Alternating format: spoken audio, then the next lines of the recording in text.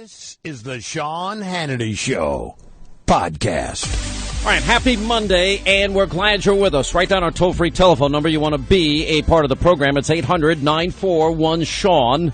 I've got a message for all of those in the mainstream media all weekend. Wow, the president listened to Sean Hannity and fired all of these prosecutors, U.S. attorneys. And I'm like, okay, I've got an answer for you dopes out there. You obviously know nothing about Donald Trump. If Donald Trump took notes from Sean Hannity, I can tell you there was a time during the campaign, a couple of times, I said, maybe you want to stop tweeting. And guess what he did? He kept on tweeting. I had such a profound impact on his thinking. I mean, I'm loving the credit you're all giving me. You know what they don't want to do? They don't want to give him the credit. So they'll give it to anybody, even me.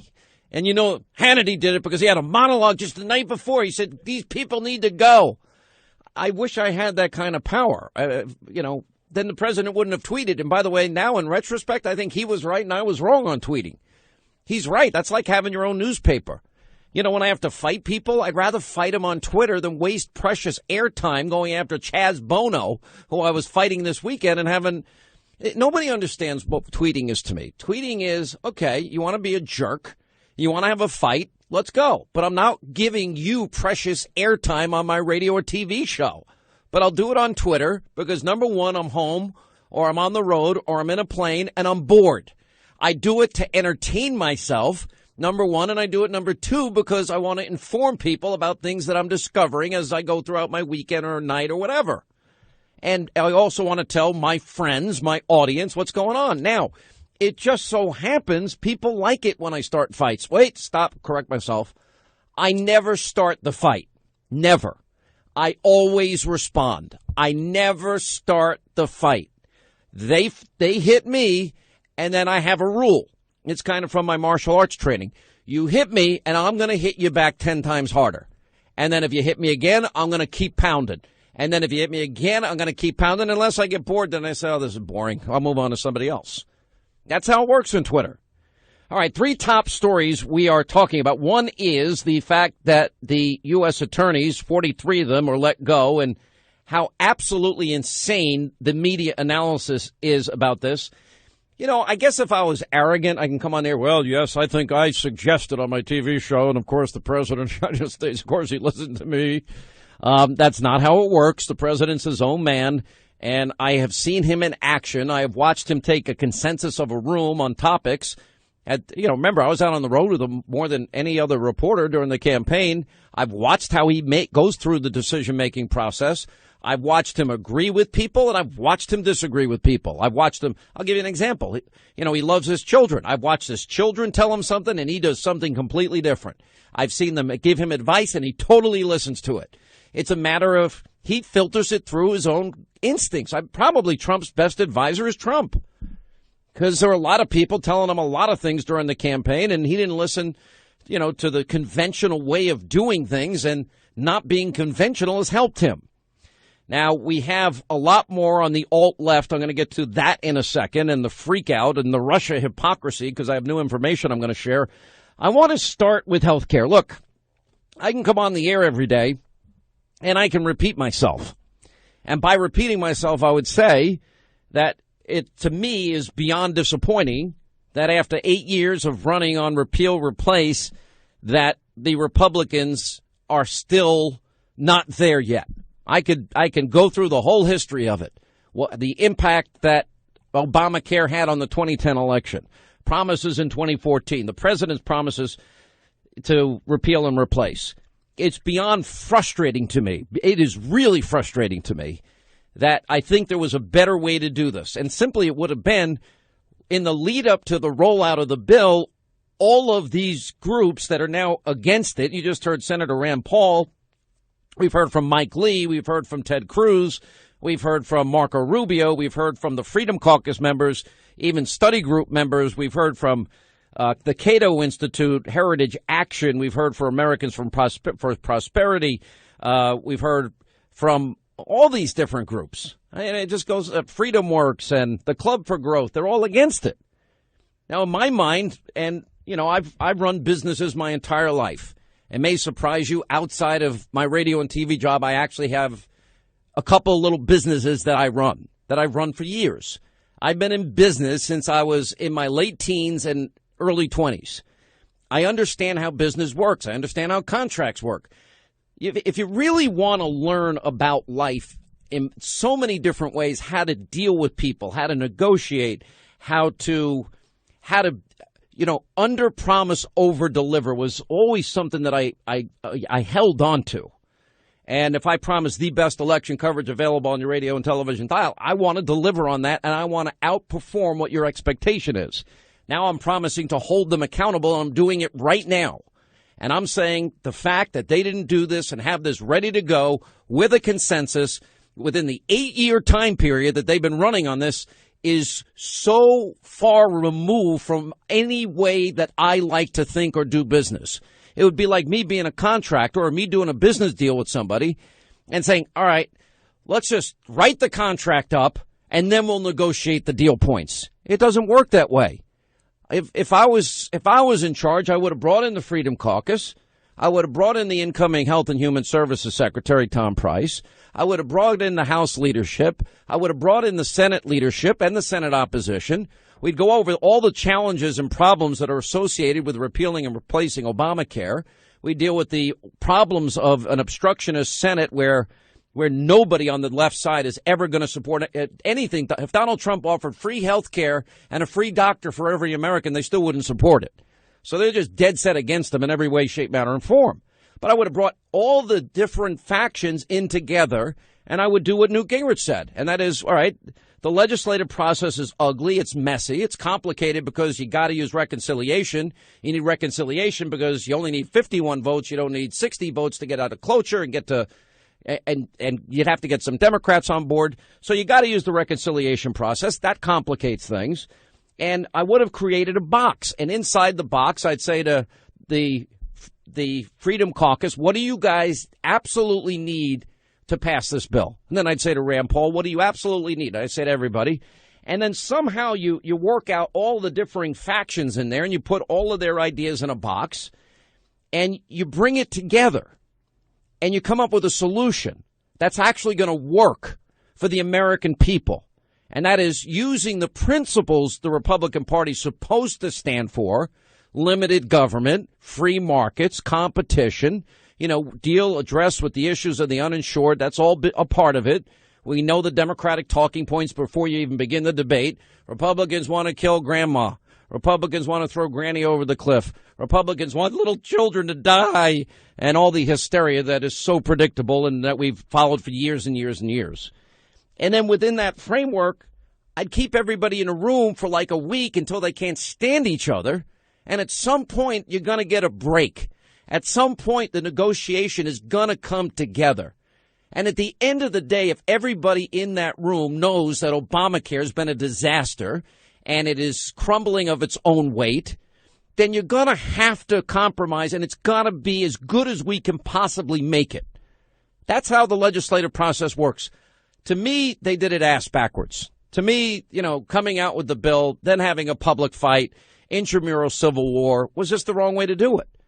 And there's so many, one of the reasons I've been spending so much time with Dr. Josh Umber on this program of Atlas MD is because there's always a great, innovative, new paradigm that we could apply across the board, institute a new model that defeats the old bureaucratic model.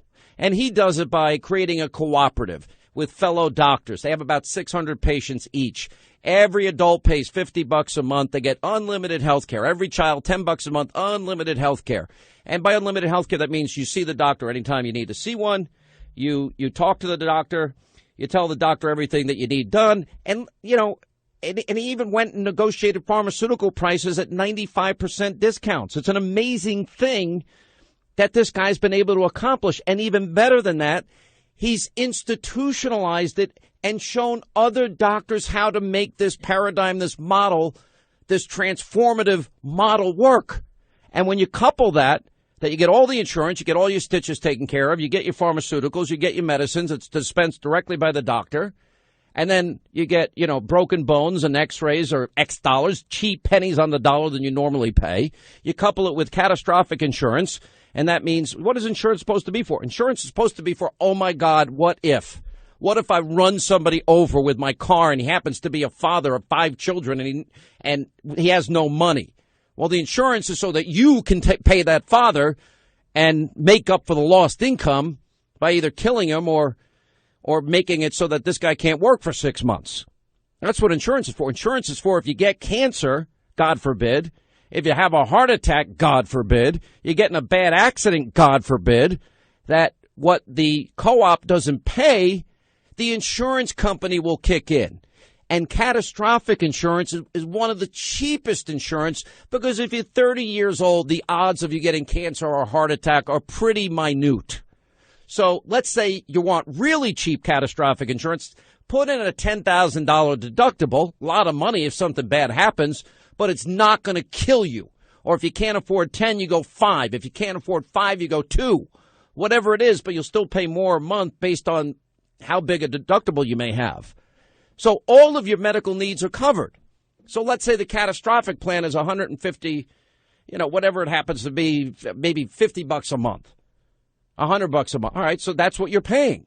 And you're covered with locally for all the average medical stuff you need. And if you're also covered if the God forbid scenario ever unfolds. It's not that complicated here. Here's what Donald Trump said. This is what he said. The House bill to repeal and replace Obamacare will provide you and your fellow citizens with more choices, far more choices, at lower cost. Americans should pick the plan they want. Now they'll be able to pick the plan they want. They'll be able to pick the doctor they want. They'll be able to do a lot of things that the other plan was supposed to give and never gave. You don't pick your doctor, you don't pick your plan, you remember that one. We're not going to have one size fits all. Instead, we're going to be working to unleash the power of the private marketplace to let insurers come in and compete for your business. And you'll see rates go down, down, down, and you'll see plans go up, up, up. You have a lot of choices. You'll have plans that nobody's even thinking of today. They will have plans that today nobody has even thought about because the market's going to enforce that with millions and millions of people wanting health care. More competition and less regulation will finally bring down the cost of care, and I think it'll bring it down very significantly. Unfortunately, it takes a while to get there because you have to let that marketplace kick in, and it's going to take a little while to get there. Once it does, it's going to be a thing of beauty. I wish it didn't take a year and 2 years, but that's what's going to happen, and that's the way it works. But we're willing to go through that process. Working together, we'll get the job done. The press is making Obamacare look so good all of a sudden. I'm watching. All right, yeah. All right, so I'm sorry. I thought I had my button up. I apologize to those in New York that just had a heart attack. Speaking of heart attacks, that's the president. He gets it. He's the deal maker. Now that Congress got ahead of itself, he'll come in and he has to fix the mess they created. And they put him in a horrible position. They could have done this behind closed doors. They didn't need a public fight on this, in my opinion.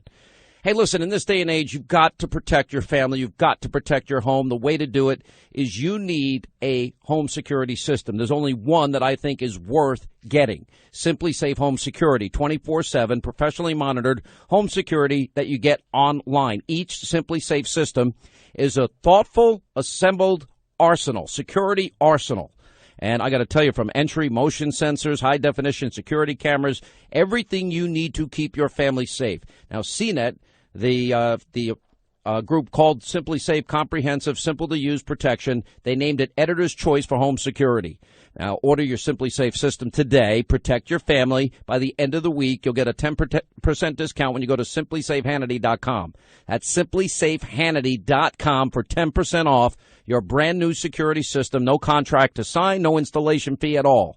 simplysafehannity.com. Hannity Headline, a bite-sized version of the show that you can take with you everywhere you go. To sign up today for Hannity Headlines, go to Hannity.com. All right, as we roll along, we're in Washington, D.C. today, and I had a meeting set up. I had to cancel, unfortunately, because otherwise I'm going to be stuck in Sin City forever, and I want to get the hell out of here. And it's just not going to work out, unfortunately. Anyway, yeah, we're expecting a big snowstorm. Okay, there you go, 18 inches in some places. So I want to just address the media from this weekend, and I was actually pretty amused by a lot of it. And finally, I just realized, all right, these people are so dumb, somebody's got to take them on. Now, I call the media in this country the alt-left, because they're radical left, propaganda, destroy Trump media, because they're out to destroy Trump. These are the people that never vetted Barack Obama. We did their job. They never did it. They never held Obama accountable. Keep your doctor, keep your plan, save $2,500 per family per year. These are the same people exposed as having colluded with Hillary Clinton. They bitch, whine, and complain that everyone sees them for what they are. Overpaid, lazy, lying, ideological, and fake news. They can't stand that they have been exposed. The Russia-Trump story is fake news. It's just at this point, there's no evidence after all this talk. None whatsoever. And what's even more fascinating is then you get the never-Trumpers jumping into this, and they don't even recognize what's so transparent and obvious, even at NRO. What a disappointment they became. They did everything they could do to defeat Donald Trump. They failed. And if they had their way, Hillary Clinton would have made that Supreme Court choice, not Donald Trump. Now these same never-Trump idiots, they can't recognize that there are felonies taking place when you release information against American citizens that shouldn't be released. That's a felony. It's a violation of the Espionage Act. And it's happening by some, probably a very few in the intelligence community. I have great respect for those that risk their lives for us. But I have some new news on this, and I'm going to address the fact that I am responsible for the firing of 43 U.S. attorneys this weekend, or a monologue that I gave on TV is somehow responsible, because that's what the narrative this weekend was. You know, if I was arrogant like some of those jerks that I'm going to be talking about, I'd come on the, yes, it happened because of me. But then I'd be lying to you and I'd be just like them, and I can't do that. We'll continue. We know you never want to miss the Sean Hannity Show. And now you never have to. Just sign up for Hannity Headlines, a bite-sized version of the show that you can take with you on your laptop, your mobile phone, everywhere you go, even to your liberal in-laws' place in Vermont. Yeah. And after a few hours of that, you'll be glad you brought Sean along. To sign up today for Hannity Headlines, go to Hannity.com. All right, 25 now till the top of the hour. 800-941-SEAN, toll-free telephone number. Healthcare, one of our big issues today. Deep state. I've got some new developments I'll share in a minute. And our other top story today, our top three, is the 43 prosecutors that were fired Friday by the administration. Now, all weekend long, if you watched any of these stupid television shows with stupid people that don't know what they're talking about, that are more wrong than ever, you would think that I was the one that influenced the president to do this. It's just not true. Listen. On Friday, the Attorney General asked for resignation letters from all 46 federal prosecutors who were Obama-era holdovers. Barrera refused. I didn't resign, he tweeted Saturday. Moments ago, I was fired. But ABC News has learned there were crossed signals. Sources say Barrera received a voicemail Thursday from the White House asking him to call back and speak with the president. No reason given. Barrera believed speaking with the president would violate DOJ protocols. So he contacted the Attorney General's office instead and told the White House he could not speak with the president. The White House declined to comment on the phone call. Sessions' decision to clean house comes one day after Trump loyalist Sean Hannity called for a purge. For weeks, we've been warning you about the deep state, Obama holdover government bureaucrats who are hell-bent on destroying this president, President Trump. Tonight, it's time for the Trump administration to begin to purge these saboteurs before it's too late. Deep state, Obama holdovers. I wasn't specifically even talking about the attorneys in this case. I mean, it's beyond stupid here because, you know, if you go back to 1993, at about the same time in his administration, Janet Reno fired all 93 of them. Trump fired 43 of them. Now, I know this guy, Preet Barrera, who's well known in New York for having taken down a lot of big political figures in Albany, which is the most corrupt sewer in the entire country. And I guess he didn't want to talk to the president, but he went and met the president, so he's contradicting himself. According to reports, he met with the president. The president said he wanted him to stay on. But as I understand it, my take on that is that's because of Chucky Schumer. And Chuck Schumer wanted him to stay in place. I've spoken now to more than a few people that say that Chuck Schumer has his own ethical, potentially indictable offenses that he's most worried about. And he wanted Barrera there for his own personal reasons. So I'm going to get to the bottom of that as time goes on, find out that there's a lot of truth to that. And so, this is actually common practice. And George Bush did it in his second term and got rid of 8 U.S. attorneys, and Clinton got rid of 93. All right, we'll get to the deep state in a second. We want to get a weather update. Apparently, we have a major nor'easter coming all the way up the East Coast from right here in our nation's capital through New York and New England and Boston and beyond. And our best friend, the official meteorologist of the Sean Hannity Show, Joe Bastardi, weatherbell.com, is with us. Sir, how are you? Very well. And, of course, folks, Sean is the official Western Long Island weather observer for me, where it grades my forecast. So, we have to be accountable, right, Sean? Well, you know what the funny thing is if everybody thinks that I convinced Donald Trump to fire these U.S. attorneys, they don't know what the hell they're talking about. I'm just giving my point of view that every Obama holdover, every leaker, and everybody sabotaging him needs to go. That's just common sense. And the funny part is that, well, if Trump really listened to me, I told him early in the campaign he should probably stop tweeting. And I would argue now that I was wrong and he was right. I love that he keeps tweeting, and I love the media can't take it. Yeah. Anyway, how are you? How bad is this thing going to be? Well, okay. Well, in D.C. proper, once you get in the northern western suburbs, and this is going to begin by 8 o'clock tonight, we're looking for 8 to 12 inches. It'll probably be a mixed with change to sleet and rain. Even in northwest of D.C. and in the city, probably 3 to 6 inches. You go up to Baltimore, 4 to 8 and 8 to 12 right next to it.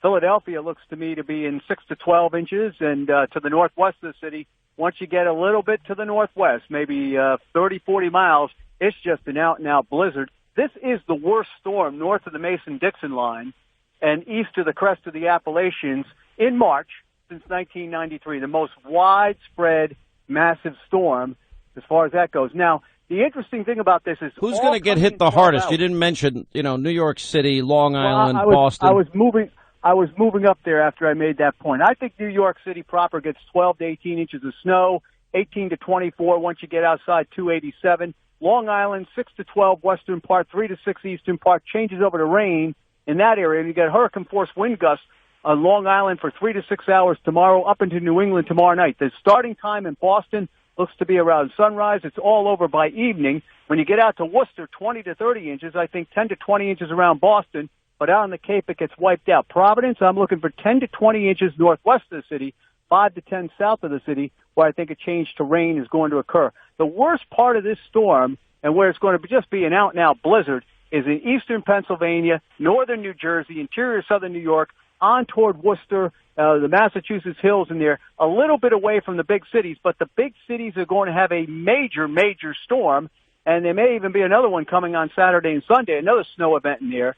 As this last, so much for global warming there, Joe. Well, what happens is you see a lot of winters that are like this, where you get a warm front part, and all of a sudden it rallies in March like this. And we've been waiting for this. As a matter of fact, I thought it was going to try to come back in February. It did for a while, and then backed off completely. But now it's back again, at least for a while to come. So the thing we want to emphasize, Sean, is this is going to move really fast.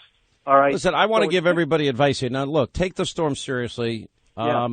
Walk outside your home naked and don't put any clothes on and make flying angels in the snow and drive your car at 100 miles an hour. I mean, that's what everyone says during these storms, right? I mean, you watch local newscasts and they think everybody's stupid. This is what it sounds like. Whatever you do, put a hat and gloves on. I'm like, oh, really? Please try and stay off the roads if you can. Oh, I was thinking of running out and doing donuts in the snow. Whatever you do, make sure you cover up. I'm like, oh, really? I thought I was going to do a naked snow angel. What are you talking about? a naked snow angel in your ninja outfit, too. So that would be pretty Yeah, exactly. Yeah, everyone should take the storm seriously. Stock up on milk. By the way, everyone knows to stock up on milk and bread. The stores are empty. Yeah. Well, it's going to be I'd say a day or two that things are going to be shut down pretty good, especially once you get away from the coastal areas. And you'll have a day or two to recover. At this time of the year, it melts pretty quick. And then you got to look out for the weekend. I don't think that'll be nearly as big as this. But yeah, thanks a lot. You always bring good news. So much for golf this weekend. I thought we'd play snowball golf. But anyway. Well, if you had me on when the weather was sunny and pleasant, then I come out with nice news. So, all right, Joe Bastardi, weatherbell.com. Thank you, my friend. All right, thanks for having me, Sean. Talk to you later. All right, we always appreciate you being here. You know, the problem with the deep state, I want to get back to this here. You know, you have all this fake news out there, and the fake news Democratic media is now actually demanding the White House produce evidence showing that Trump Tower was wiretapped, and they've got to do it by the end of today or retract the president's claim that it ever happened. Now, okay, the evidence, let's go to the mainstream media. Let's go to their best friends in the press. Because right out of their own reporting, quote, wiretaps, like the New York Times story, headline January 20th, wiretap data used in inquiry of Trump aides. But as long as, you know, if we're going to now set this arbitrary deadline for evidence, then maybe the Trump White House should start demanding that the fake news Democratic media, the destroy Trump media, produce evidence to support the allegation that Trump colluded with Russia to steal the election from Hillary, where there hasn't been a shred of evidence, not one bit, which is the entire basis for their Trump-Russiagate investigation. Because without the key element of the story, all the media has is completely innocent contacts between Trump aides and a Russian official, like in the case of Jeff Sessions doing his job the same weekend Democratic senators were doing it. I mean, the hypocrisy is breathless. This weekend, Vladimir Putin's press secretary was saying Hillary Clinton's campaign met with the Russian ambassador and others. Well, are they going to investigate now the collusion with Hillary and Russia now that they've discovered this new tidbit of information? Maybe after all the talk about Russia, Hillary should have disclosed that on her own. And the media freaking out that Attorney General Sessions asked for the resignation of these holdovers. Well, that's what Clinton did. And nobody puts it in perspective. Abraham Lincoln, for crying out loud, got rid of 75% of the government when he came in. And all you hear about is a team of rivals. So, you know, if that's the way it's going to work, let's do it that way. Without the key element of the story, the media is completely, you know, they're the ones that reported it. And Trump can just say, sorry, I made a mistake. I just read the New York Times, and the New York Times said so. And if the New York Times says so, of course, it has to be right. After all, they are the paper of record in the country. You know, when is this? Yeah, I talked to some sources today. And what I've been told, and we've been doing the reporting, we've been following the reporting of John Solomon, AP veteran, 20 years, and Sarah Carter. Sarah Carter will be back on TV tonight. This is the fourth night in a row. Now, they're saying that there was a FISA warrant issued in October and another warrant issued. Okay, I've not been able to confirm it myself, but I think they're good reporters. I tend to believe it. But I have a source telling me that the FISA warrant that they're talking about had nothing to do with Donald Trump, that it was ancillary, that it was a sidebar, and that what happened when any time any, quote, issues involving Donald Trump colluding with the Russians came up, law enforcement was able to debunk it. Nobody wants to pay attention to their reporting. So the FISA warrant in October was not about Donald Trump. The FISA warning was about, so the New York Times is wrong, all these news sources are wrong, and, you know, so when is the media going to admit they're wrong? You know, when is NBC going to stop their cable channel with 24/7 conspiracy lies? When are they going to tell the country that there's no evidence of collusion? And by the way, who started this? This is a question that I think is going to be answered at some point. And when it happens, I have my deep suspicions where the fingerprints of the people responsible for the conspiracy begin. I'll hold it to myself for now. So with all their resources, the New York Times and Washington Post and BBC and McClatchy, and they were wrong from the get-go. Because Sarah Carter and John Solomon are reporting that, and my sources are telling me, no, every time they looked into it, there was nothing there. Nothing. And I'm told we're going to hear a lot of news about this week, that there was nothing there, that there's no conspiracy, that there was no collusion, that there's no evidence. So it's getting pretty interesting here how this is beginning to unfold, but they're clueless, just like they're clueless about how the president operates. If I had so much impact on the president's thinking, well, he would have fired every Obama holdover, because that's what I said in my monologue on TV. I never mentioned the U.S. attorneys. Not one time. And when I told him at one point early in the campaign, maybe it's a good idea you don't tweet anymore. Yeah, I really had a huge impact on his thinking. He really listens to me. He's his own man, and this is what they can't stand. And he makes his own decisions, and they don't like that either. And any suggestion to the contrary, like these networks all weekend long saying, well, he was probably doing it in response to Hannity's monologue. Hannity wasn't talking about the U.S. attorneys in that monologue. I was talking about the deep state, intelligence leakers, and the Obama holdovers. Anyway, it's just an outright lie, but I doubt I'm going to get a correction. I'm telling them the truth. Are they going to mention that here's a headline, Donald Trump, during the campaign, Hannity suggested it may be a good idea to stop tweeting, and Donald Trump paid so much attention to Sean Hannity. That's how much he takes my advice to heart. It's just unbelievable. Now, the other thing about this is, and we'll get into this in a lot more detail tonight. By the way, Democrats are threatening to shut down the government over Trump's border wall. Politico is reporting. And Chuck Schumer's warning McConnell not to include money for a border wall with Mexico in a must-pass government funding bill next. Good, shut the government down. I'm all for it. Shut it down.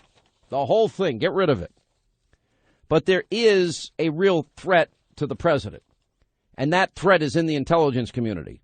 And while I have deep respect for the bravery, courage, and good work that many in the intelligence community, those that are leaking are hurting this country. They've got to be discovered and charged with the crimes they've committed. As for Obama holdovers, get rid of all of them. Yeah, I'm calling for a purge. There you go. So if Donald Trump fires every Obama holdover tomorrow, don't forget to give me credit on all your shows tonight or tomorrow when the news happens. This is beyond stupid. You know what? They are beyond ignorant. By the way, Kellyanne Conway has said that Trump is negotiating changes to the House Obamacare bill. That's good news. Paul Ryan warning of a bloodbath if Ryan Care isn't passed. I mean, well, the legislative process calls for amendments. And that's about it. 800-941-SEAN is our number as we continue from D.C. When we come back, Newt Gingrich will join us on this very topic. We'll get to that and more as we continue. Straight ahead.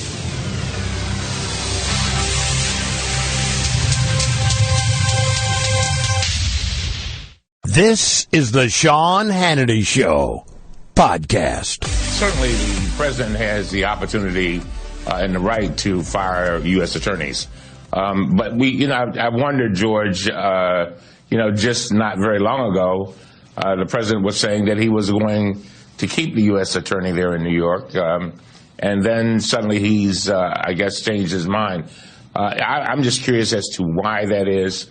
And certainly there's a lot of questions coming up as to whether President Trump is concerned about the jurisdiction of this U.S. attorney and whether that might affect his future.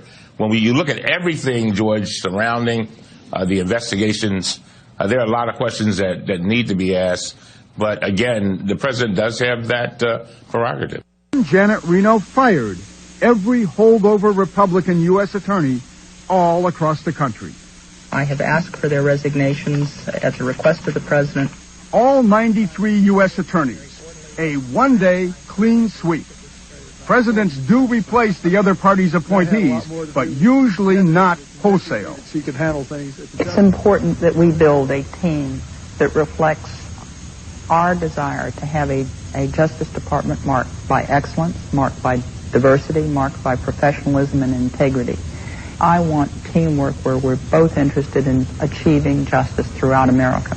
On Friday, the Attorney General asked for resignation letters from all 46 federal prosecutors who were Obama-era holdovers. Barrera refused. "I didn't resign," he tweeted Saturday. "Moments ago, I was fired." But ABC News has learned there were crossed signals. Sources say Barrera received a voicemail Thursday from the White House asking him to call back and speak with the president. No reason given. Barrera believed speaking with the president would violate DOJ protocols. So he contacted the Attorney General's office instead and told the White House he could not speak with the president. The White House declined to comment on the phone call. Sessions' decision to clean house comes one day after Trump loyalist Sean Hannity called for a purge. For weeks, we've been warning you about the deep state, Obama holdover government bureaucrats who are hell-bent on destroying this president, President Trump. Tonight, it's time for the Trump administration to begin to purge these saboteurs before it's too late.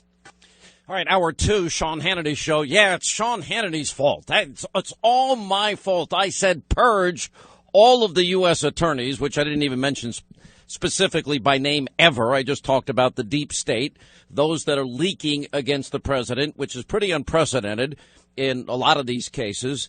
And, yeah, the Obama holdovers, it's pretty transparent, are pretty hell-bent, as well as the media, the alt-left propaganda destroy Trump media, to hurt the president every single day, including advancing narratives that have been false about collusion with Russia. And the new information that I found today. Anyway, here to weigh in on this and much more is former Speaker of the House, Newt Gingrich. And, you know, Barrera, the only reason I heard that he was even going to stay on was as a favor to Chuck Schumer and as an olive branch to Chuck Schumer by the president, because Chuck Schumer's friends with him, wanted him in that position. But then Chuck Schumer went snowflake left and has been totally, completely, utterly incapable of any compromise. So I guess the president said, forget it. Well, I mean, I can't tell you the details there. I was impressed Friday. I happened to be in the White House for some other business, and I didn't realize how powerful you were. I mean, you know, do you really have to stick it to me? Do you all weekend long? Everyone's advancing the conspiracy that I did this. You have one passing monologue, and 46 U.S. attorneys are gone. Yeah, that's the power of Hannity, right? That's so funny. That's pretty cool. I'm glad you're my friend. Jeez. Well, you don't know who I'm going to put in their place, as if I would have any say in any of this anyway. You know, I'll tell you a story that I can tell you is not true. And I tweeted out this weekend, I said, Donald Trump's his own man. He makes his own decisions. It's so funny. People just don't want to understand him. There was a point early in the campaign, I, like others, said, do you really want to keep tweeting? He doesn't. He follows his own gut. People tell him things. That doesn't mean he's going to listen. He decides on his own. That's the type of person he is. There's a great example. I would say to him, you know, do you really want to keep on tweeting? You're getting a lot of brushback on this. And he didn't listen to me or the many millions of others that told him not to do it, right? Well, I think probably you were one. Including me. I always tell people he's pretty good at listening but very bad at obeying. You know. Good for him. Do you want a president that obeys? No, that's part of why he is who he is. But in addition, I think he does have an inner ear where he listens to an amazing number of people, and then something hits and it sounds right. And in this case, by the way, this is not some great shock. At about the same point in 1993, the Attorney General Reno fired everybody in one day. I think it was 93 people. Yep. Yeah. And, of course, at the time, we Republicans were deeply shocked that she did that, just as the Democrats now are deeply shocked. Yeah. But, in fact, it's a legitimate part of the business. I told you the other day that Lincoln fired 70% of the senior bureaucracy when he took over. 1,195 out of 1,500 plus. Yeah, it's unbelievable. But he had to do it because he needed loyalists who were prepared to fight a civil war. And he knew if he kept Southern sympathizers in the federal government that they would guarantee the loss of the war. So I think Trump is coming to realize that the deep state does exist. If you just look at the donation numbers, which you heard me talk about, 95% of all federal government employee donations went to Clinton, 97% at Justice, 99% at State. And I just tell people, you know, what do you think it'd be like to be in a place where 99 out of every $100 went to one candidate? I mean, do you think there might be a cultural bias in the room? There's a huge bias. You know, it's very, very interesting. So I think at some point, based on some things that I know, we're going to see how perhaps, I mean, I can't say with 100% certainty, but I think we're going to begin to understand more deeply, let me put it that way, where this Russia collusion conspiracy theory that has been advanced by the media started. And we're beginning to get more and more light shed on the whole story about FISA and surveillance, and the New York Times claiming, and the Washington Post and their leaks and reports, and the BBC and McClatchy that Trump was wiretapped. Remember, they said that, and then the president tweeted out, really? Well, if the New York Times says it, I guess it's true. But what I'm hearing from very good sources today is that, in fact, the FISA, the October FISA warrant was not about Trump. And slightly way off to the periphery, if things came up that mentioned Trump, they were all investigated. And the bigger part of the story is they were all debunked, and they moved on very quickly, as John Solomon and Sarah Carter have been reporting. I think that's probably right. And I think, this tells you a lot about how Washington and New York and the news media work. They get a story which is not really a story, but it's a story about a story. I heard that somebody might somewhere think that blue is the next color.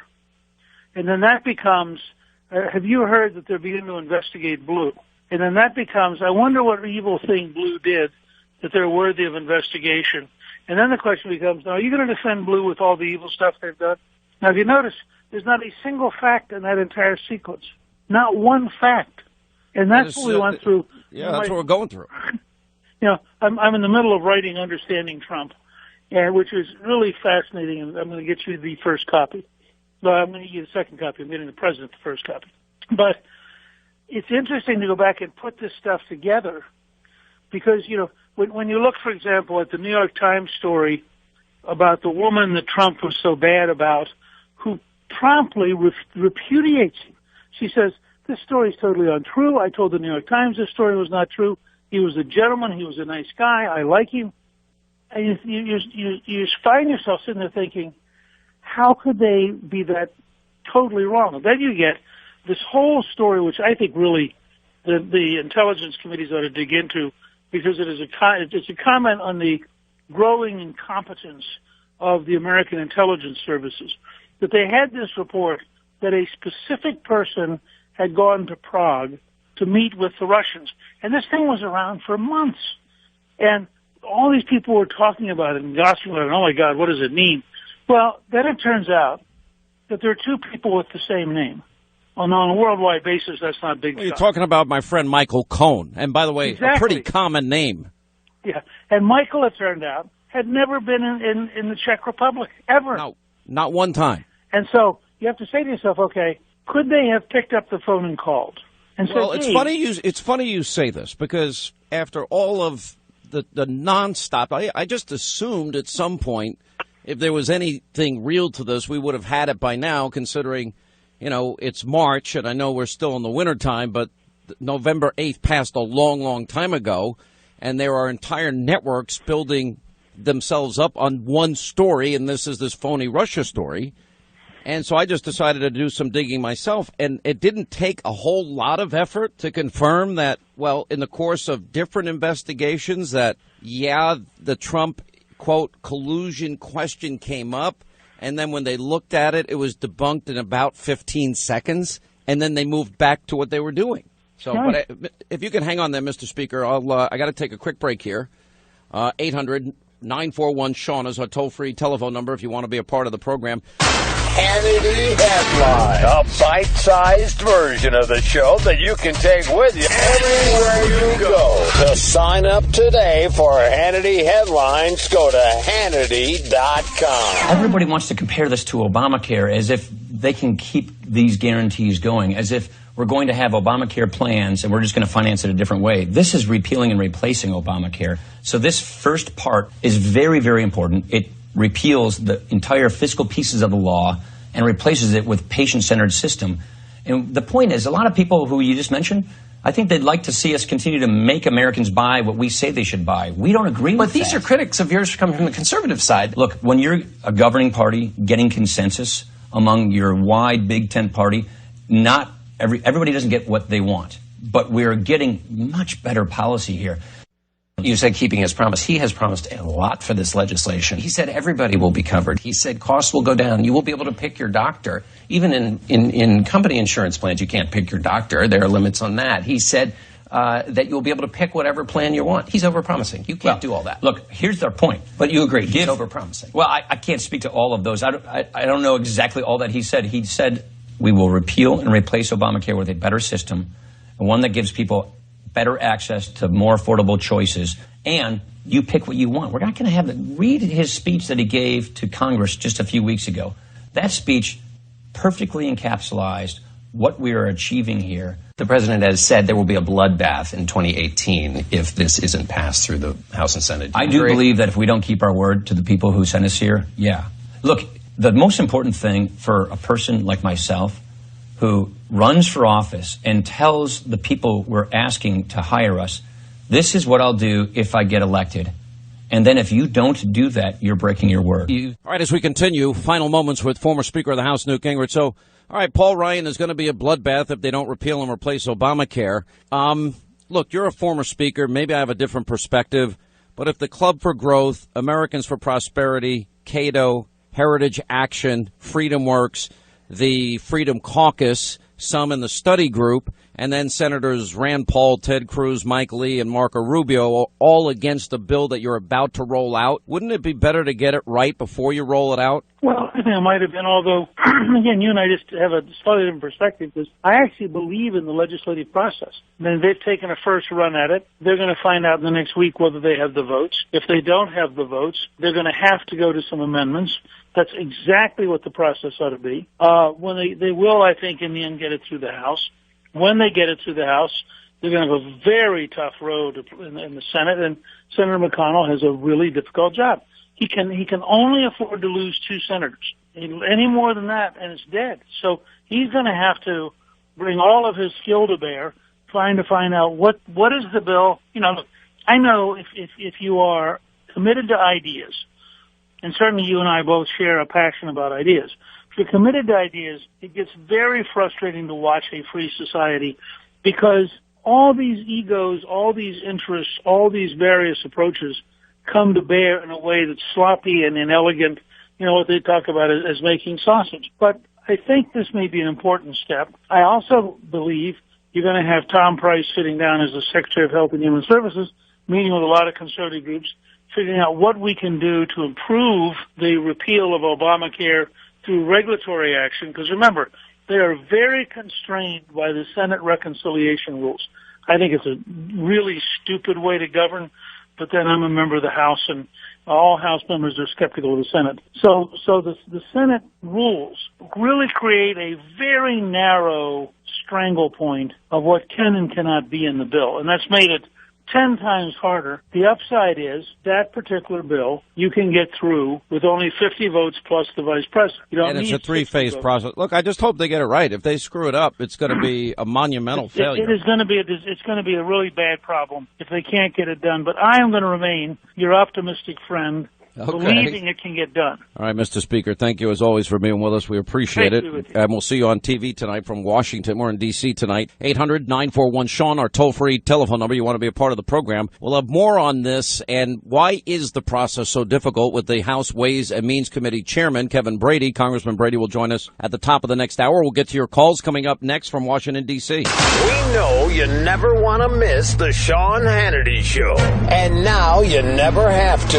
Just sign up for Hannity Headlines, a bite-sized version of the show that you can take with you on your laptop, your mobile phone, everywhere you go, even to your liberal in-laws' place in Vermont.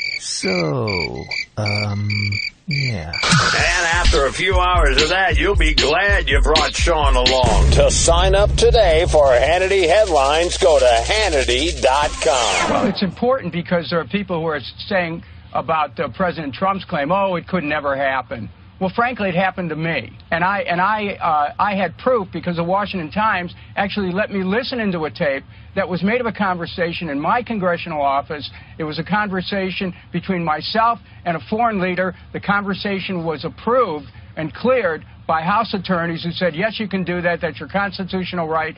But someone had intercepted it. And I learned about it 2 years after I left office. Members of Congress ought to be aware that my experience was that my phone wasn't safe in a congressional office. Now, if they can do that to a member of Congress, they can certainly do it to a presidential candidate, and they can do it to private citizens as well. Hello, America. Did the Russian government have any collaboration or serious communication back and forth with Donald Trump's campaign during the election campaign last year?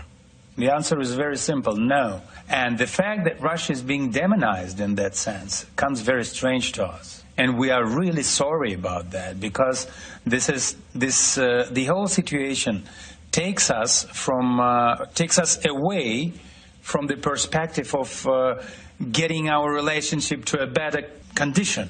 We quite unexpectedly we faced a situation when Russia all of a sudden became, let's say, a nightmare for the United States.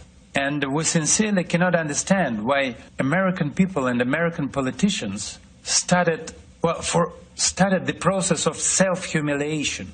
You are self-humiliating yourself, saying that a country can intervene in your election process. America, a huge country, the most powerful country in the world, with a very, very stable political traditions, and you say that a country can easily intervene and easily influence your electoral process. This is simply impossible. And when it comes to Russia, I can tell you that we never had, we do not have, and we will not have any intention to interfere in someone's domestic affairs, especially in America's domestic affairs. Did he have similar meetings with Clinton campaign officials? Because I don't know of any.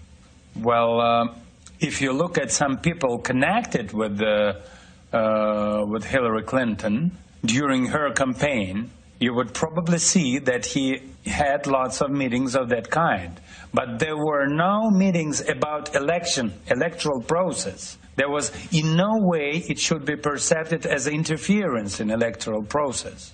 There are lots of specialists in politology, people working in think tanks, advising Hillary or advising people working for Hillary. So if you look at it with intention to demonize Russia, you would probably see that yes, he was trying to interfere in Hillary's activities. But it would be nonsense, because this is not true. All right, glad you're with us. 24 now till the top of the hour. 800-941-SEAN if you want to be a part of the program. This just gets funnier and funnier, but it's really more twisted and twisted than it's ever been. And that was an interview this weekend with Putin's press secretary saying, yeah, you may want to look that members of Hillary's campaign were meeting with the Russian ambassador, too. I wonder if Hillary's going to make that big a deal over it, or where is the outrage from the alt-left propaganda destroy Trump by any means necessary media? Where is the outrage? You know, why didn't the Clintons, as all of this now has been discussed for months about Donald Trump, why didn't they disclose this? When did they meet? What was the meeting about? Were they colluding in this campaign? And then you got the mainstream media freaking out that Attorney General Sessions has asked for the resignation of Obama holdovers. Well, that's exactly the 93 attorneys that were fired by Bill Clinton. Nobody seems to remember that. They don't seem to care a whole hell of a lot about that. And on top of that, there is a deep state that I talk about. There is. So, what I've been doing behind the scenes, I'm just trying to get to the bottom of this, and we spent a lot of time last week, both on radio and TV, talking to John Solomon and Sarah Carter, and what they're saying is, yeah, there was a FISA warrant in October, but after doing even a deeper dig on my own, it doesn't seem in any way related to Trump. What it seems related to is unrelated. It just seems that the whole thing, it was made up of whole cloth by the New York Times and BBC and McClatchy and everybody else. But the more important aspect of the Carter and Solomon read is the fact that, well, in spite of all of their investigative work, there's no there. There was no collusion. And even after it was looked at as a periphery issue in terms of whatever investigations were going on, it didn't happen. So, you know, if the FISA October warrant was not about Donald Trump or his campaign, but it only came up on the periphery, as they say in that article, you know, when any issue of so-called collusion was made and they looked into it, it was debunked. You know, so when's the New York Times, the Destroy Trump media, going to admit they were wrong? When are they going to tell the American people, like Sarah Carter and John Solomon are reporting, that there's no evidence of collusion? Not one person. You've got a whole network now that is dedicated almost 24/7 to this phony collusion story. Now, if evidence comes out that shows that there was, okay, I'm willing to look at it, but as of now, none exists. As of today, there's nothing. And I'm being told it was investigated and there was nothing. And I'm being told with people at pretty high access. So with all the resources that these big media companies have, you would think that they would have some level of responsibility. Well, Donald Trump tweeted out that there was wiretapping. Okay. Well, maybe the server was, at least according to John Solomon and Sarah Carter, but it's fairly irrelevant if they haven't come up with anything. The only question is, why would they be looking into the server of a opposition candidate in the middle of a presidential election? That's what I don't understand. Now, in fact, if they weren't, that wasn't the main cause or the main purpose of it. Hopefully we'll one day get to the bottom of this. And if they did look into it and they found nothing, then why is everybody in the media still talking about it? And when are they going to admit that they were wrong? And when are they going to admit they said first, before Donald Trump, that there was wiretapping going on? And if there's not wiretapping that was going on, well, is the New York Times going to put it on page A1, top of the fold? I doubt it. I doubt they'll even recognize it. Just like they wouldn't recognize their collusion with Hillary Clinton's campaign. Just like they can't even recognize the shock and trauma that they're still suffering under because they can't accept that they couldn't see any of this coming, meaning Trump's win. All right, 800-941-SEAN if you want to be a part of the program. Patrick is in Panama City in Florida. Patrick, hi, how are you? Glad you called. Hey, doing great, Sean.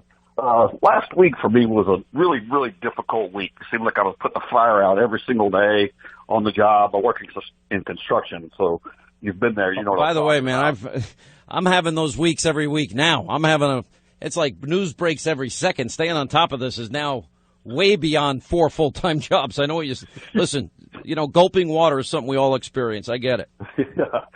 Well, yeah, you got to fight off liberals every day. But so I get to the end of the week. It's Friday. I hop in the truck, and I almost didn't want to turn on the radio. I'm thinking Sean's going to have some goofball liberal on, and I'm already not in a great mood. But, of course, I turn the radio on, and first thing I hear is this liberal feminist. I'm like, oh, great. But then I hear this lady, D.C. McAllister, and I'm like, whoa, who is this? So smart and articulate, and obviously a strong-minded woman. It was fantastic. I wish there were a lot more women like her. It totally, completely changed my attitude for the day. I had a happy Friday and a great weekend just off of that alone. So thanks for having me on. You got to remember, if you're in a bad mood and you've been gulping water all week, don't forget our final half hour on a Friday. We have the Florida-Georgia Line Friday concert series to get you in a good mood. So, I mean, you have no excuse for not being here on Fridays. We purposely do that so that, you can put your hands up and shoot some bullets at the moon and have a little fun and get the party started and pass a little round, so a little Kentucky Clear or something. But in all seriousness, look, we love D.C. on this program. We love all our guests on this program, even the people we disagree with. The last thing I want to do as a host is piss off those people that are listening. These debates, though, are so important for this country. We've got to get this right. If we don't get health care right, we're not going to get anything right. We don't get the economy right. That means it's going to impact this country. We're going to be in a slog for generations. It's going to suck. And if you think things are bad now because you're gulping water, maybe a worst case scenario is you're not gulping water and you're not working and you're dying to get another project to be on, I'll never forget when my years in construction, what shocked me the most is I remember going from at one point, being 6 months in advance to be able to book me. And then one slower period, it's like I'm just keeping my head above water. And it's tough. There's an ebb and flow to the economic cycle that is not fun for those that are working hard for a living and in business.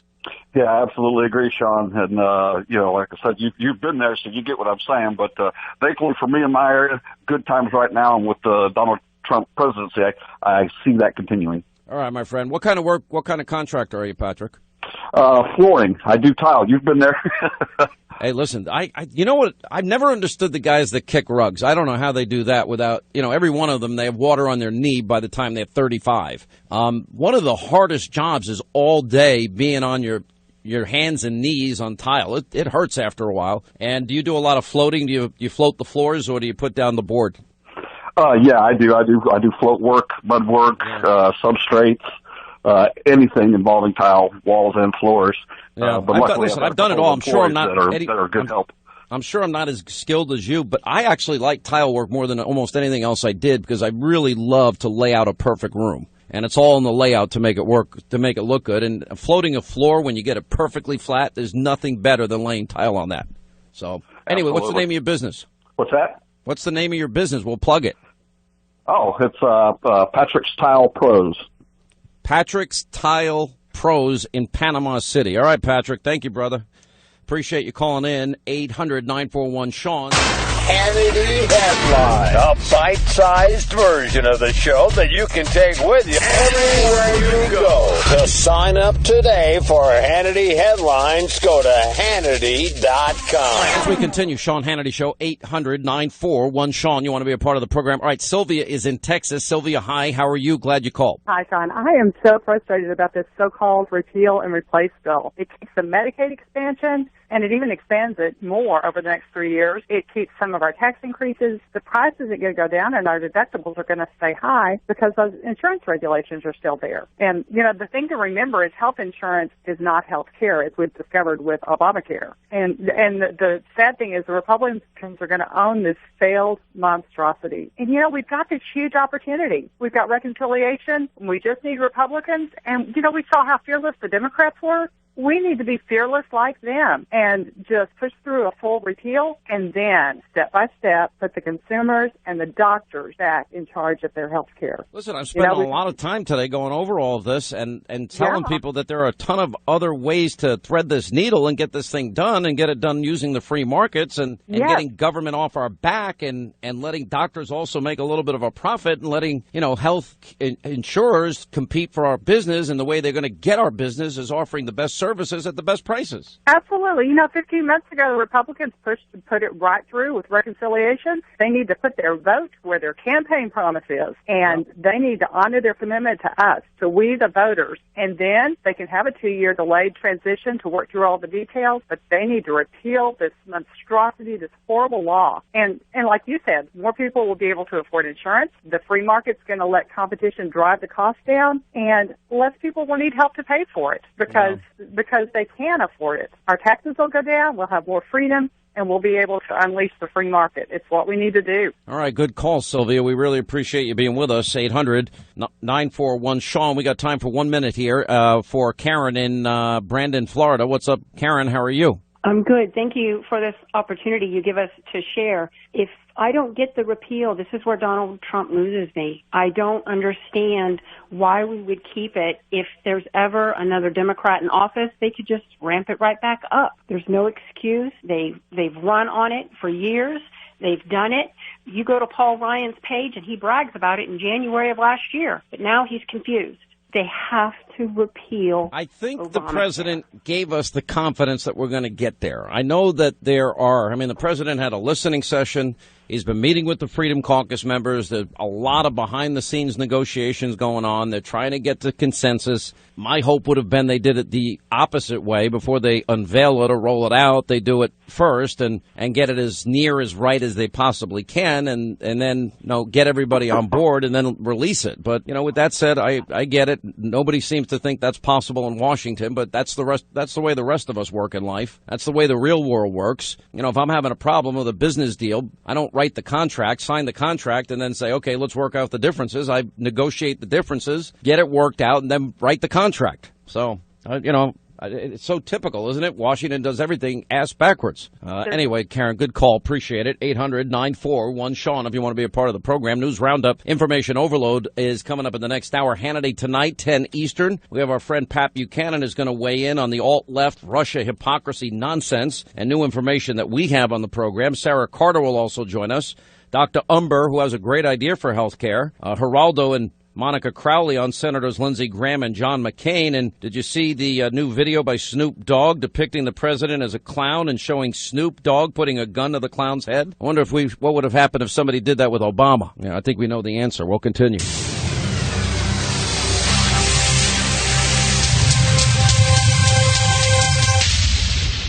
This is the Sean Hannity Show podcast.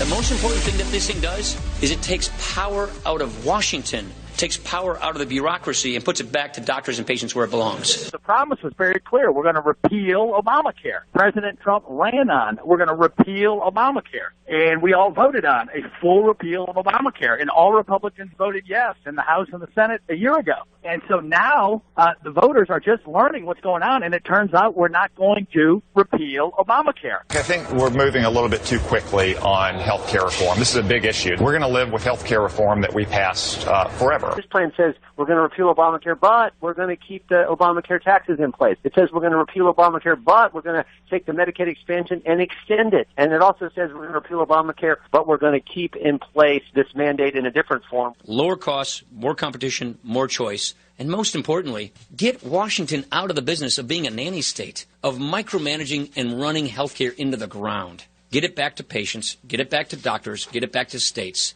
That's what this does. This is monumental, exciting conservative reform. I've been working on this for 20 years. This is exciting. This is what we've been dreaming about doing, and we know it's going to make a positive difference in people's lives in this country. I think amidst the horse excrement, we can find a pony around here somewhere. This is the Obamacare replacement plan that everyone has been asking for. It's also a culmination of years of dedicated work and careful thought by Republicans to find a replacement that will best undo the damage that's been caused by Obamacare, while ensuring that all Americans have peace of mind during this stable transition period. These are the principles for which conservatives have been fighting for years. Our job is to do what we told the voters we're going to do. In my judgment, looking at the document, reading the document, this does not do what we told the voters we were going to do and what they elected us to do, what they sent us here to do, for goodness sake. We had an election in 2010, 2014, 2016, where this was a central issue, and every one of those times we said we were going to repeal it. You said you have no doubt that you will get the 218 votes necessary to pass this bill. What gives you that certainty? What are you seeing on the ground? I have no doubt we'll pass this because we're going to keep our promises. Every House Republican, I think every Republican in Congress made a promise to the American people. And the promise we made to the American people is we're going to repeal and replace Obamacare. Because we made that promise, I am confident we're going to make good on that promise. There is not 218 votes today. We had a meeting last night, and I can tell you, I don't know that there's 218 votes of consensus around any bill today. The House plan is Obamacare light, keeps subsidies, keeps taxes, actually keeps an individual mandate, and bails out the insurance companies. I like Rand, but I think he's looking for a publicity stunt here. What's happening is the committees of jurisdiction are drafting legislation and getting feedback from their members. That's exactly how legislation is supposed to be written. The things he described are just not accurate. All right, news roundup, information overload hour here on the Sean Hannity Show from Washington, D.C. today. It feels like we're living here at least 1 or 2 days a week, which is fairly unprecedented. And I had a dinner to go to tonight that I now have to cancel because of the snow. They're expecting up to 18 inches. A nor'easter going up the eastern seaboard, so I'm getting out of here before I get stuck here. That would be worse than anything I can imagine. I can't stand it here, to be perfectly frank. All right, so you hear all the criticism, and we're back into the process now. I personally, as I was asking Speaker Gingrich in the last half hour, I don't know why, knowing that there was going to be criticism from all of these smart think tanks like Cato and Heritage Action and Club for Growth and Americans for Prosperity and Freedom Works, and then the Freedom Caucus being so staunchly against the bill, and then Senators Paul and Cruz and Lee and Rubio. I'm not sure why it was rolled out without building more consensus instead of having this very public fight. Maybe one of the reasons it happened is because of the reconciliation process. Here to shed some light on all of this is Chairman Kevin Brady. He's with the House Ways and Means Committee. And, sir, how are you? Welcome back to the program, and it's always an honor to have you back on. Hey, Sean, it's good. It's good to be here, and I think you're smart to get out of Washington, D.C. for any excuse whatsoever. Yeah, I don't even like to come here, but, I mean, it's nice to be invited to something, and it was pretty important what I wanted to do, but unfortunately I just couldn't make it. But so here's my question. You see what's going on. You got, I'll give you an example. Last week I had Rand Paul on at 4 o'clock. Then I had Paul Ryan on at 4:30. And it's like two ships passing in the night contradicting each other. One says it's full repeal. One says it's not full repeal. One says some taxes stay and they're renamed. The other says it doesn't stay and is not renamed. one says complete repeal, not complete repeal. I'm trying to get to the bottom of it, and hopefully that's what you can do. And more importantly, Mr. Chairman, I'm trying to make sure that this bill works, that the Republicans don't have this public fight, and more importantly, that the American people get the health care they deserve. Yep. Look, I think we're on the same page here. In fact, I keep saying this over and over. I think as we look at the principles in this and the design, we as conservatives and Republicans, we have far more in common on this than what divides us. And here's what always tends to split us. It's not the principles, it's the strategy.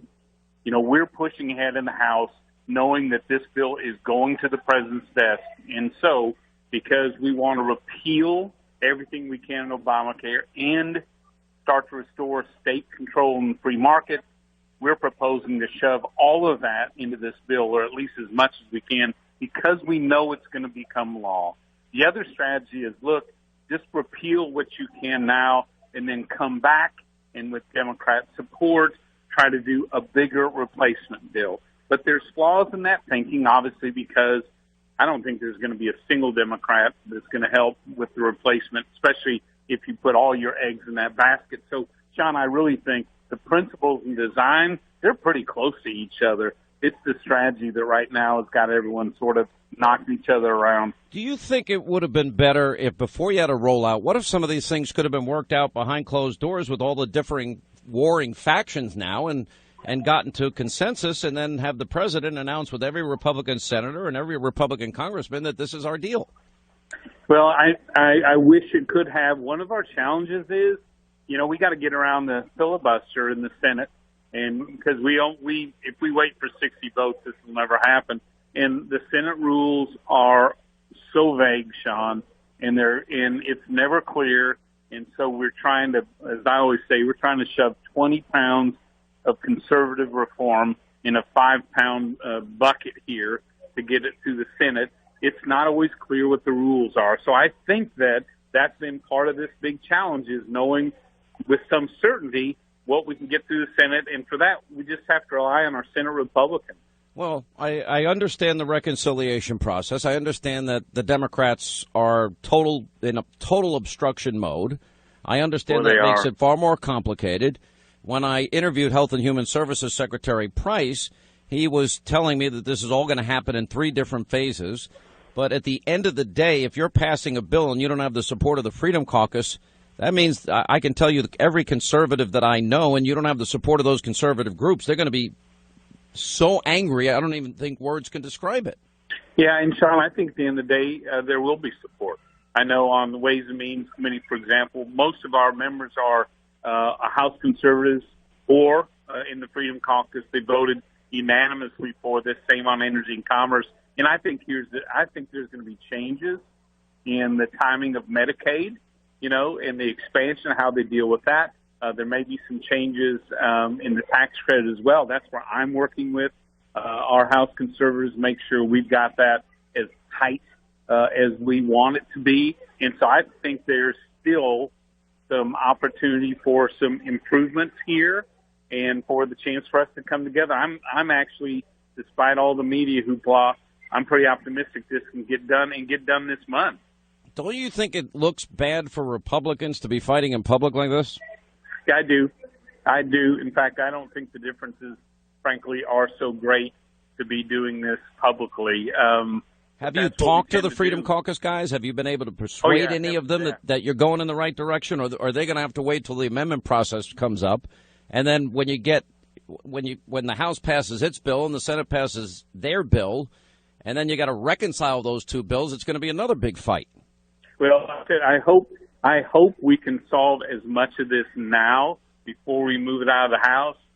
If the Senate Republicans can do more, like last year or 2015 when we got that bill to the president's desk to repeal and defund Planned Parenthood as well, Senate Republicans actually helped us and made some improvements over there. And so, look, let's get everything we can through the House. If Senate Republicans can improve it even more so, that would be better, because we want to go as bold on the repeal and as free market and state control as we can on the replacement. Yeah, well, I just want to make sure. Is this going to include health savings accounts? Is it going to? Yeah. Is it going to include cooperatives? Like I keep talking about this guy in Wichita, Kansas, where every child only pays $10 a month, every adult $50 a month. It includes everything. He negotiated directly with the pharmaceutical companies at a 95% discount, dispenses it directly to the patients. And if one of his patients wants to get a catastrophic care, if, God forbid, they get cancer, have a bad accident or a heart attack, they can do that too. That's the way healthcare should work. So the answer to the first is we double the size of the health savings accounts and make them more user-friendly for people. That's really key. And secondly, we take control out of Washington. We give it to the state. So every plan that a state wants to approve that's designed for their communities, their families, that school in that situation is available for that tax credit to be used. So, and that's the reason we're pushing so hard for that to occur now in this bill is because states are going to need some time to get engaged in the free market. Frankly, we're repairing a pretty damaged free market. It's going to take a little time.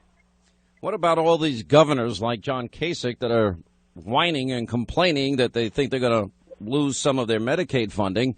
And is Jim Jordan, he was on Fox earlier today, and I'm sorry, on Fox on Sunday, and Jim Jordan was saying that there's a new entitlement in this bill. Who's right, Paul Ryan or Jim Jordan? Yeah, I think I'm absolutely convinced Paul Ryan is right here because these tax credits are simply the same health care break you and I get who work for a bigger company. We're just allowing small businesses and their workers to get the same help. And on the other issue, look, the more state control we give, the sooner the better. My frustration is we do have Republican governors who want a lot more spending in this bill than most of us as conservatives want to go.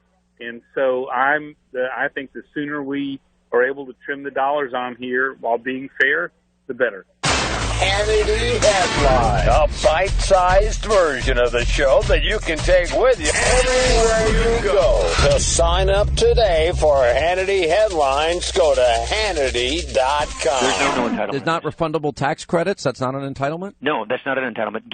Letting people keep more of their own money and doing what they want with it is not an entitlement. And why are they calling it that? It's a darn good question. This plan has some Medicaid expansion in it to a form, although you cap it in certain respects. This plan has tax credits, another name for a subsidy. It's made some on the right say, you know what, this is Obamacare light. You're essentially accepting the architecture, but just trying to remodel the building. What say you?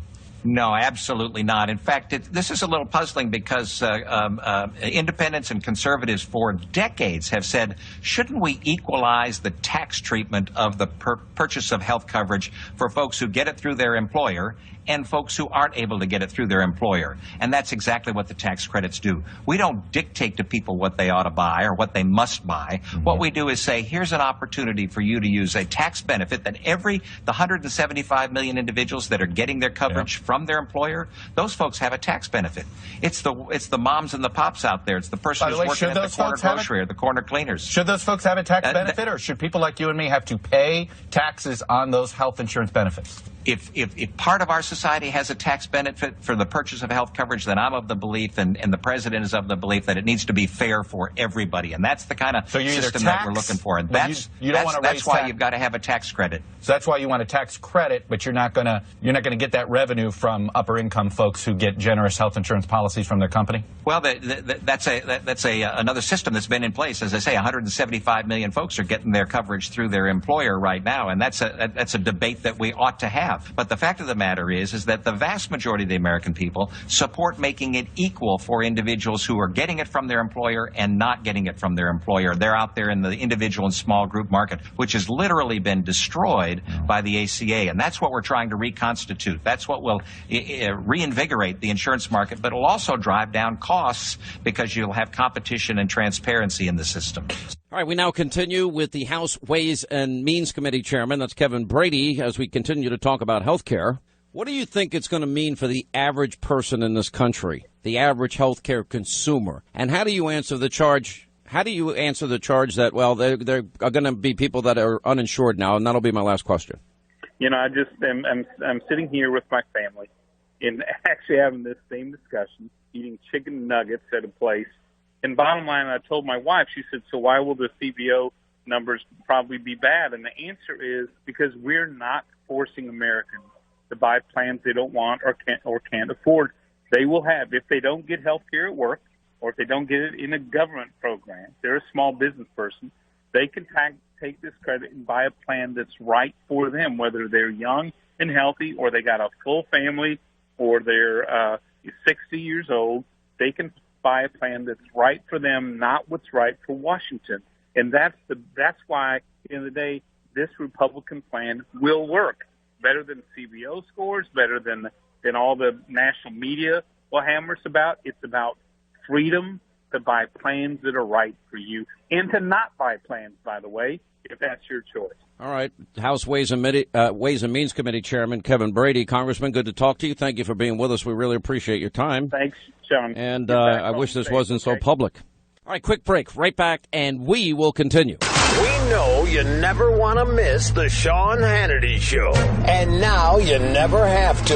Just sign up for Hannity Headlines. A bite-sized version of the show that you can take with you on your laptop, your mobile phone, everywhere you go, even to your liberal in-laws' place in Vermont. Yeah. And after a few hours of that, you'll be glad you brought Sean along. To sign up today for Hannity Headlines, go to Hannity.com. The House bill to repeal and replace Obamacare will provide you and your fellow citizens with more choices, far more choices, at lower cost. Americans should pick the plan they want. Now they'll be able to pick the plan they want. They'll be able to pick the doctor they want. They'll be able to do a lot of things that the other plan was supposed to give and never gave. You don't pick your doctor, you don't pick your plan, you remember that one. We're not going to have one size fits all. Instead, we're going to be working to unleash the power of the private marketplace to let insurers come in and compete for your business. And you'll see rates go down, down, down, and you'll see plans go up, up, up. You have a lot of choices. You'll have plans that nobody's even thinking of today. They will have plans that today nobody has even thought about, because the market's going to enforce that with millions and millions of people wanting health care. More competition and less regulation will finally bring down the cost of care, and I think it'll bring it down very significantly. Unfortunately, it takes a while to get there because you have to let that marketplace kick in, and it's going to take a little while to get there. Once it does, it's going to be a thing of beauty. I wish it didn't take a year and 2 years, but that's what's going to happen, and that's the way it works. But we're willing to go through that process. Working together, we'll get the job done. The press is making Obamacare look so good all of a sudden. I'm watching the news. Looks so good. They're showing these reports about this one gets so much and this one gets so much. First of all, it covers very few people, and it's imploding. And 17 will be the worst year. And I said it once, I'll say it again, because Obama's gone. Things are going to be very bad this year for the people with Obamacare. They're going to have tremendous increases. And the Republicans, frankly, are putting themselves in a very bad position. I tell this to Tom Price all the time, by repealing Obamacare, because people aren't going to see the truly devastating effects of Obamacare. They're not going to see the devastation in 17 and 18 and 19. It'll be gone by then. Whether we do it or not, it'll be imploded off the map. So the press is making it look so wonderful, so that if we end it, everyone's going to say, oh, remember how great Obamacare used to be. Remember how wonderful it used to be. It was so great. It's a little bit like President Obama. When he left, people liked him. When he was here, people didn't like him so much. That's the way life goes. That's human nature. The fact is, Obamacare is a disaster. And I say this to the Republicans all the time, by repealing it, by getting rid of it, by ending it, everyone's going to say, oh, it used to be so great. But it wasn't great. And I tell Tom Price, and I tell Paul Ryan, I tell every one of them, I say the best thing you can do politically is wait a year, because it's going to blow itself off the map. But that's the wrong thing to do for the country. It's the wrong thing to do for our citizens. You know, of everybody that has spoken out on Obamacare, it's the president that makes the most sense. He's right. Politically, you let this thing stay in place, as we've been discussing today. They own it. Well, now you have to make a decision. Are you gonna do something gutsy, are you going to fix their mess, which then gets them off the hook politically and then puts you on the hook because you know it's going to implode and is imploding and is already a disaster? Now, the best thing that the president said there is that there are going to be options available that nobody's even thinking about now, which is kind of what we've been trying to point out on this program on a regular basis, is that there are solutions out there that are working. You know, I really do love this guy in Wichita, Kansas. I keep talking about him. Linda, what does he say every time we call? We ruin his practice. We ruin his business. You're because blowing up the spot, Sean. He's very popular. Well, but it's not that. I mean, if you think about everybody that I know that went into medicine, not one of them, not one, went into medicine so they can get rich. Now, you might see, okay, a doctor's a member of a country club, or a doctor owns a nice car. I've never understood the jealousy and people coveting what other people have. Who cares what anybody drives? Everyone thinks they get in a new car and everybody's looking at you. They're not looking at you. Nobody really gives a rip what you're driving. And you know what? You're not as cool as you think in your little stupid sports car. And I just think it's hilarious that we have such big, fat, disgusting egos. We all think the whole world's looking at us, and they're not. It's just like, you know, when people talk about people's sex lives, they're like, oh, well, this is how. I don't think anybody gives a rip what people are doing in their bedrooms. I don't think people care. I just don't. I think there are some things that, you know, everyone's kind of wrapped up in their own world. We're just trying to survive. The average person I know is trying to survive. Anyway, the average doctor I know gives free care every single day of their practice. I know doctors, some of the top surgeons I have met and have been blessed to be friends with in my life, that they know they're never going to get paid when they operate on somebody's brain or spine. But they do it anyway, and they can't even deduct it. I mean, they'll complain that they can't even deduct it. They should be able to deduct the fact that they're doing surgery for somebody and then know they're not going to get paid. But the reason they do it is they're dedicated servants of their fellow men and women, and they do it for their own personal satisfaction, knowing that, well, maybe if they operated on a father of 5 kids today, and that father's going to live because of the God-given skill they have, that they did something pretty good and decent in their life and something that they could be really proud of. And that's the doctor that I know. Those are the doctors that I know. So, you know, after they go through 4 years at college and 3 years of medical school, and after they serve their internships and residencies, and after they work around-the-clock shifts for next to no money, and they're saving people's lives and learning their craft and learning their skill and learning their profession, and then they have to go borrow more money even after all those student loans, and then they got to get an office, and then they got to get the equipment, and then they got to put the lights on, and then they got to hire staff, and then they got to see a whole bunch of patients before they can even pay their monthly nut. And then so if they get to the point when they're 50 some odd years old or 48 years old and they have a nice car, well, I think they kind of earned it, at least the people that I know. I mean, I've been very fortunate to know a lot of doctors in my life, and every one of them in their own way is like this. And they're not, and then the government comes along. This is hilarious. The government will come along and say, oh, you can only charge $20 a visit. Okay, hi. Okay, no fever. You can leave now. That's $20 worth of a doctor's time. So it's a very difficult thing. But there are ways to think out of the box. There are ways to fix this problem. One of them is what Dr. Umber does. $10 a month per child, $50 a month per adult. You get all the care you're going to need for the entire year as long as you pay your bill. Then you get stitches, you get a broken bone, you need an x-ray. If you need drugs, he goes directly to the pharmaceutical companies, negotiated 95% off the drug prices. He dispenses it directly, so you're saving money there. I mean, it's insane what he's been able to pull off, and they've also duplicated this around the country. He told me, I think 500, 600, or 1,000 times. I forget the actual number, but it's amazing. Well, why can't we do that in every community? Get groups of doctors that get together, and then if people what is insurance for? Why do you have car insurance? You know, I know a lot of people have car insurance, but they don't have collision. In other words, if it's their mistake and they hit somebody or they wreck their car, then they have to just go buy another car. They don't have insurance if they make the mistake, but they have insurance, which is mandatory in the case of people that, you know, if you hit somebody in the street and you run some man over and that man is responsible for raising his family, Well, then the insurance would kick in because you don't have that kind of money to pay them. Well, what do you really want health insurance for? You want health insurance? Do you want to spend every day at the doctor? Now, my doctor friends, they're my best friends. And you know what the last thing I want to do is see them in their office. Not even for 5 seconds do I want to see them in their office. As a matter of fact, a good doctor friend of mine literally traps me. You know, he's come over to my house to check me out because you haven't been here in 2 years. I need to check you out. And he manhandles me and starts taking my blood pressure. Like, good grief. Can't we go do something else? Let's go play basketball.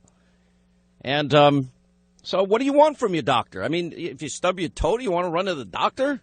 No, but if, God forbid, you cut yourself, you need stitches, you're not going to stitch yourself up in your bathroom, are you? Although I have done that. I will say, well, I didn't actually stitch, I butterflied. Remember I got that new knife sweep, Baby James, and I was trying to get it working right, and I dropped it on my leg, and a gash was that deep.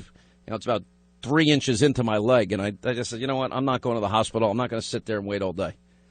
And I just started pouring hydrogen peroxide all over it. I think I even dumped alcohol in it and burned like crazy.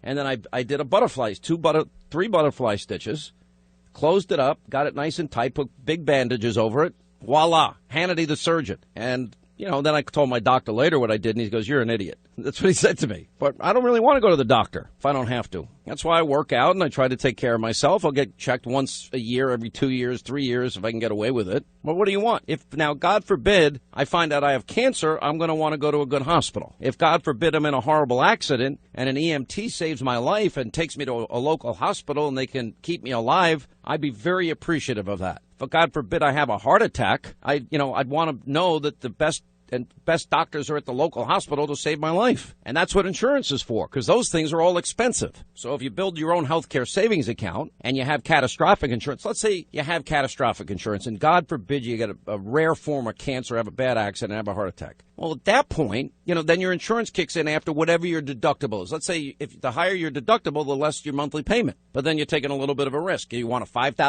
deductible, $10,000 deductible. Anyway, let's get to our busy telephones here. We'll say hi to Sandy is in California. Sandy, hi. How are you? Glad you called. Sean, a key signal that there was something wrong with Obamacare was when Congress was exempted from following that law. Yeah, that's always a big tip-off, isn't it? Right. Now, it's very important that they have an inherent interest in passing a good law. So they have to, and all administration officials have to be required to follow the law. Now, I think that this law work is right in Paul Ryan's bailiwick.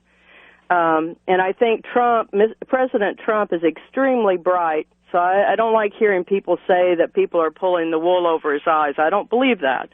I just believe that there's a lot of grandstanding going on and that these guys are going to have to work together to get a wonderful law or bill passed for all of us, and including themselves. And I don't think the Democrats are going to try to help. To me, they become the party of hate, and I just think that the Republicans need to follow Trump's example. I love that he's talking to everybody. I love that he's having him there for bowling and pizza parties. I love his leadership style, and I think he's an extremely bright man with the help of Tom Price, Paul Ryan, Rand Paul, and all the other guys. They need to work together to have this work to help the American people. Look, what Trump said today, I think, actually gives me some hope.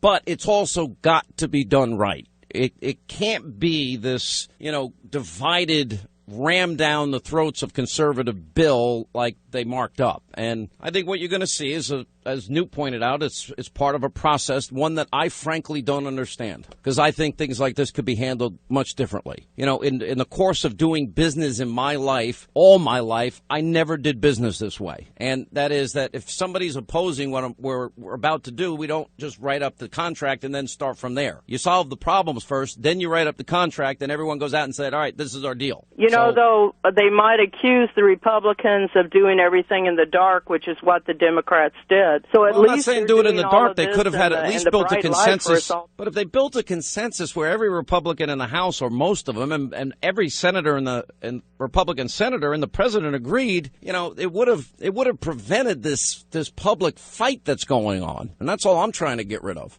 Anyway, Craig in Lynchburg, Virginia, the home of Liberty University. What's up, Craig? How are you, sir? Hey, there you are. Hey, Sean, how are you?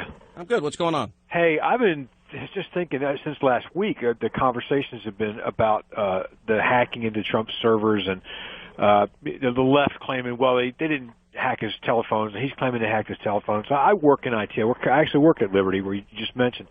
And it's amazing to me that people in this day and age don't realize how serious that is. We're not talking about, I'm sure Trump Tower does not have a Ma Bell closet like the old buildings did with miles of copper line.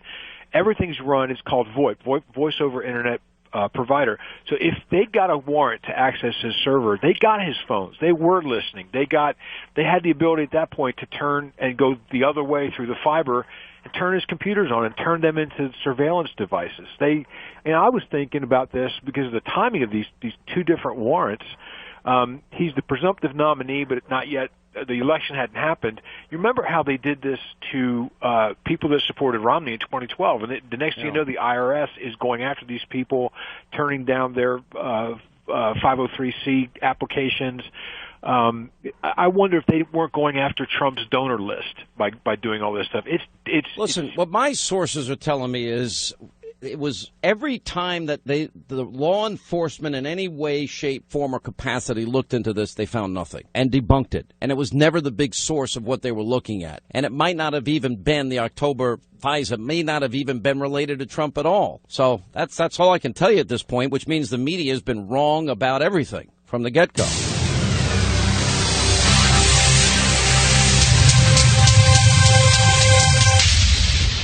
This